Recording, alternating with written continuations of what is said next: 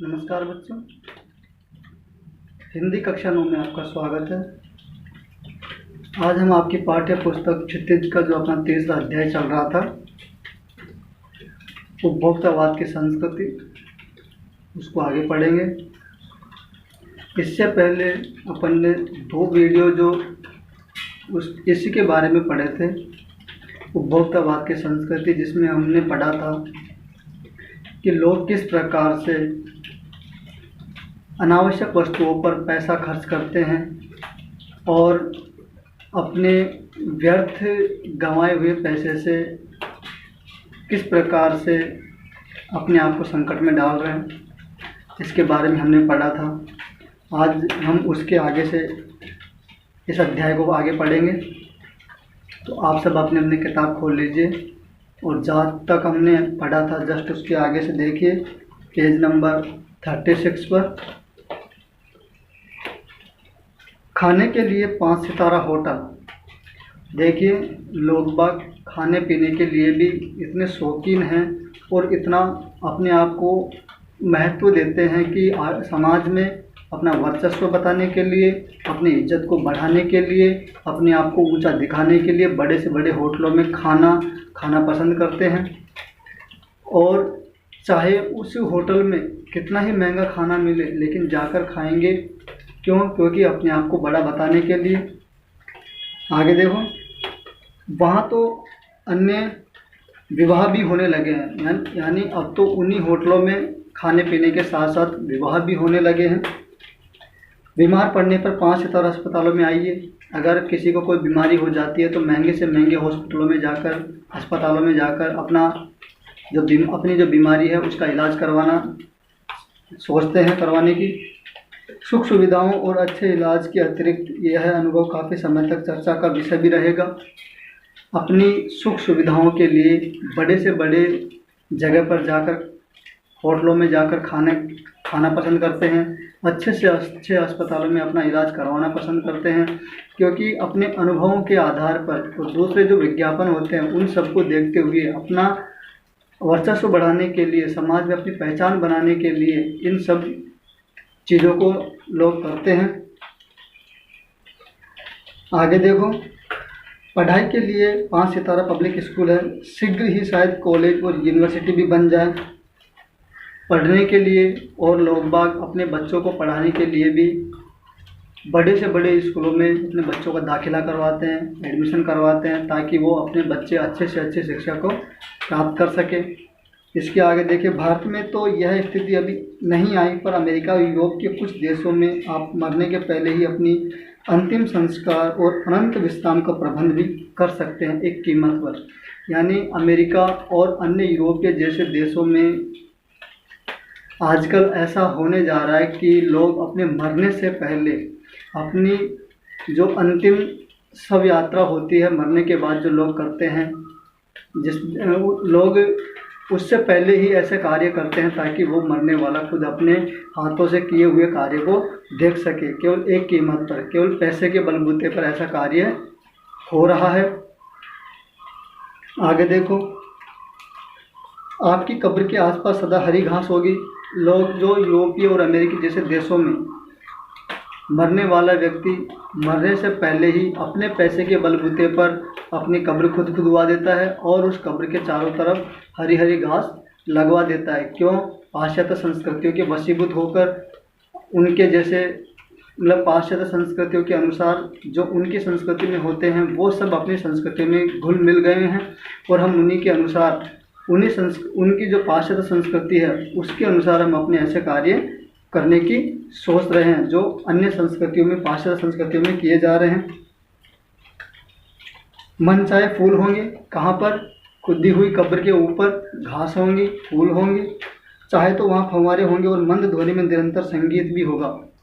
जो व्यक्ति मरेगा पहले से ही उसकी कब्र के आसपास फव्वारे, संगीत, फूल, ये सब पहले से ही लगा देता है, ताकि वो मरने के बाद तो देख नहीं पाएगा, लेकिन मरने से पहले ये सब देख सकता है।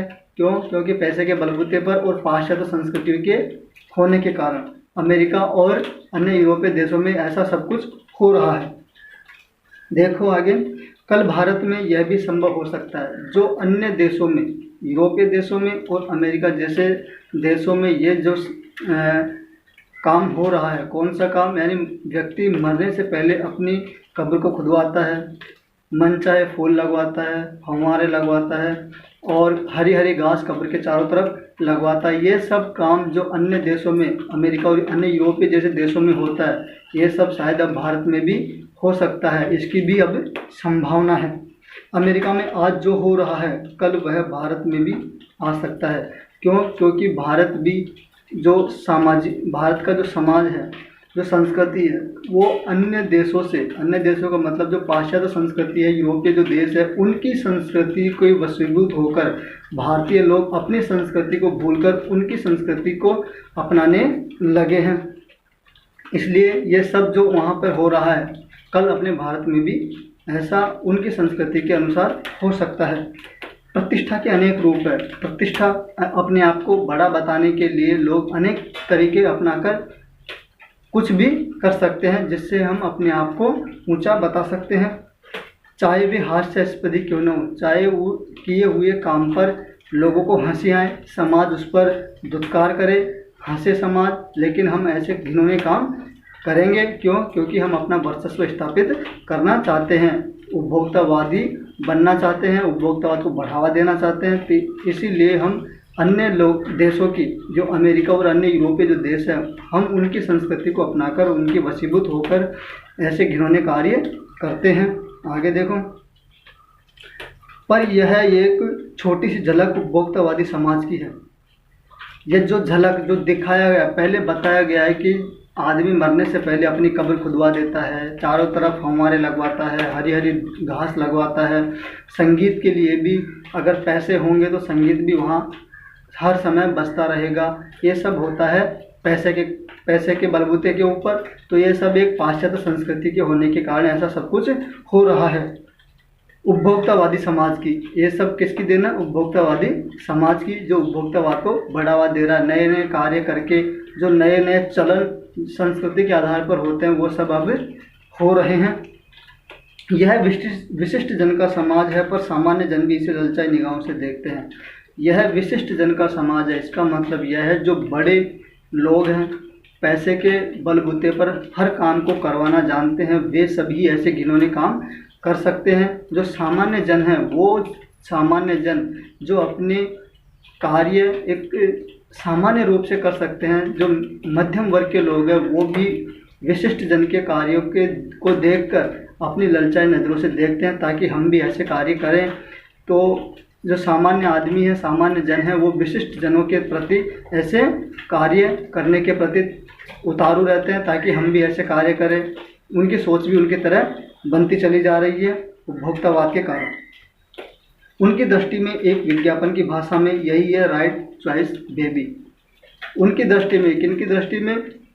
जो सामान्य जन है और जो विशिष्ट जन है। जो विशिष्ट जन है वो उनकी दृष्टि में यही बात है कि हम अपने कार्य इस प्रकार से करें ताकि हमारा नाम समाज में ऊंचा रहे। और जो सामान्य जन है वो विशिष्ट जन के कार्य को देख कर ललचाए नज़रों से देखते हैं ताकि मैं भी ऐसा कार्य करूं। वो इसी नज़रों से हमेशा उसको देखता रहता है। लेकिन विशिष्ट जन यह पीछे इसलिए नहीं देखता है, क्यों? क्योंकि उनको केवल अपना वर्चस्व बनाना रहता है। केवल किसके बल पर? पैसे के बल पर और उपभोक्तावाद को बढ़ावा देने के कारण। आगे देखो, अब विषय के गंभीर पक्ष की ओर आए।